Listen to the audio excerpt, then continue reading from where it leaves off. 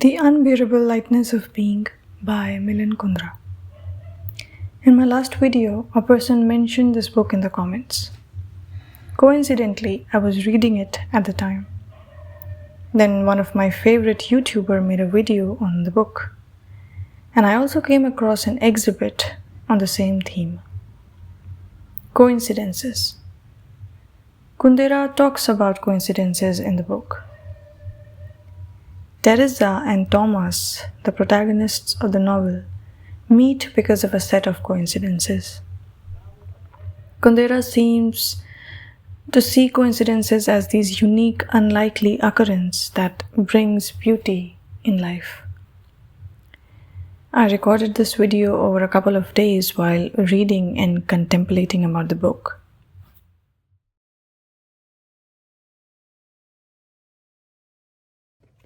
Happy Holi. It's Holi today. But even through all the celebrations, my mind kept returning to the unbearable lightness of being.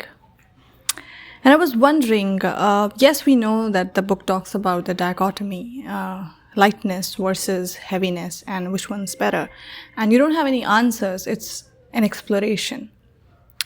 But the novel seems to say that the heaviness of meaning is better than the absolute lightness of meaninglessness and the freedom that comes with it. And I was wondering about the meaningful heaviness and whether or not it is overrated. The current context of the world that we are living in.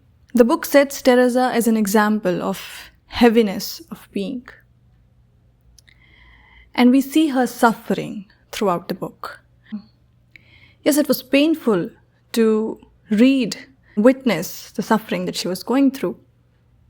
But I also felt that this self-inflicted heaviness was almost inclining towards self-righteousness as well. Like, there's some set things that are considered good in the society. So fidelity is considered good, and I understand that. But suffering for love is almost seen as a virtue. I don't understand that. If the heaviness that you are inflicting upon yourself in the search for meaning is stemming out of self-righteousness, then I don't know. I could not sympathize with Teresa a lot. It was almost like she was ready to suffer. I understand that the traumatic childhood that she had was a major influence on the way she behaved and the way she clung on relationships. But still, it was hard to sympathize with the character through and through. On the other hand, I could not hate Thomas as much as I thought I would. And that's where the book is different from Orhan Pamuk's The Museum of Innocence. Because in Museum of Innocence, Kamal's obsessive love is at the center, right? But that's not so with the Unbearable Lightness of Being. Thomas and Teresa's relationship, and it's a philosophical experiment of the author. And we see both of them taking their decisions and suffering because of them. And you don't see that being romanticized. I think that's the main difference. You would dislike Teresa and you would dislike Thomas. Unlike Museum of Innocence, where Kamal is almost put on a pedestal, he puts himself on. And that's the difference between the first person and the third person narrative. I understand that. Both of the novels were set in a country going through political turmoil, and that affects these characters. But in case of The Unbearable Lightness of Being, Kundera brings in the superstructure of politics down into the individual life, I feel, and makes you understand that everything is political. You know, even your negotiations with your family or your lover is political. you are always making political choices. I'll give you one example. Thomas turned off the radio and said every country has its secret police, but a secret police that broadcasts its tape over the radio, there's something that could happen only in Prague. Something absolutely without precedent. I know a precedent, said Teresa. When I was 14, I kept a secret diary. I was terrified that someone might read it, so I kept it hidden in the attic. Mother sniffed it out one day, and at dinner, while we were all hunched over our soup, she took it out of her pocket and said, "Listen carefully now, everybody." And after every sentence, she burst out laughing. They all laughed so hard they couldn't eat. This is what I'm talking about. Authoritarian control. It's not just up there, decided in the parliament or in the board meetings of the powerful people. It's around us in our families. And Kundera brings it out in the novel. Political flux that these characters are living in is palpable. It's heavy and influencing every decision that they take, even in love. Sabina's character in The Unbearable Lightness of Being is very interesting. She is the representative of the lightness of being.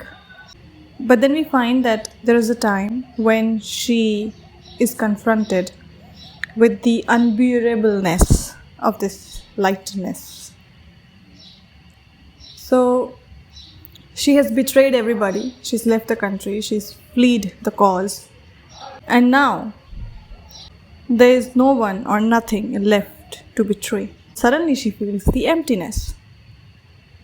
So there is this one description in the novel where she goes for a walk in the graveyard because that's what brings her peace. So she goes for a walk, and there she sees a bunch of mourners. She joins them. She sees that there's a new grave. She peeps down into it. And then she sees a tombstone next to the grave. And she has a realization that disturbs her. The tombstone, when covers a grave, it's almost like telling the dead body that you belong there and you can't, come back up. Now, the dead body can't actually come back up. But what Kundera is trying to tell us is that final place of existence, not existence actually, but then the end where you can't really flee anywhere, is something that disturbs Sabina a lot. So she knows that that's her fate. She is going to run from one place to other all her life.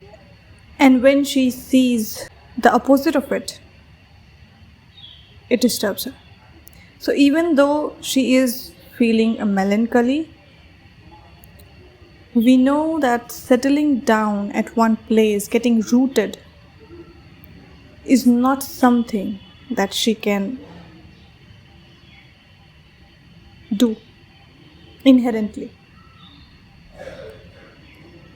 I found Sabina's character much more bearable than Teresa's. Let me know what you think.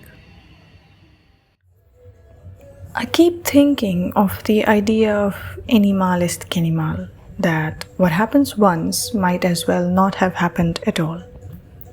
In juxtaposition with Nietzsche's concept of eternal return that Kundera mentions in the book. Kundera seems to be arguing that this lightness is unbearable because without the weight of repetition, actions lose their meaning. Well, my question is that isn't repetition or eternal return akin to lifelessness itself? If every action is repeated eternally, then the only sane choice will be inaction, isn't it? Do let me know what you think about Kundera's philosophy in the book. I don't think we are supposed to arrive at any answer at all, but still, what do you prefer? Lightness or heaviness of being?